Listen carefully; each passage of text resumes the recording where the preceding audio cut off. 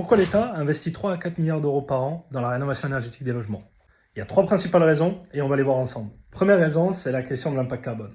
Il faut savoir que 40% de notre consommation d'énergie et 20% de nos émissions de gaz à effet de serre en France viennent des bâtiments.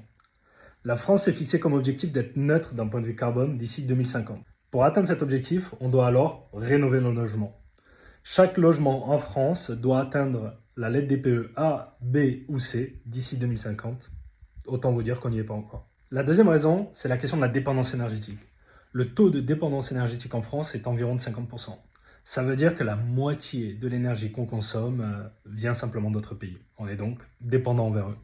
Pour réduire cette dépendance, on doit alors réduire nos consommations de ce type d'énergie, comme le gaz ou le fioul, et orienter plutôt vers une consommation électrique qu'on maîtrise beaucoup plus en France. Maintenant, pousser à l'usage de l'électricité comme énergie principale génère un autre problème, qui est la question de la capacité du réseau électrique à tenir le coup.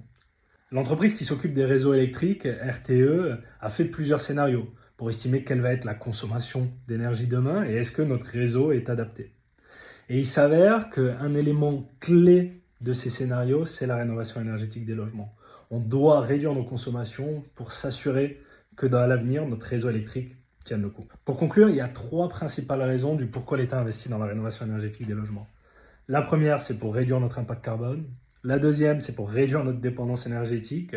Et la troisième, c'est pour s'assurer que notre réseau électrique tienne le coup d'ici 2050-2070.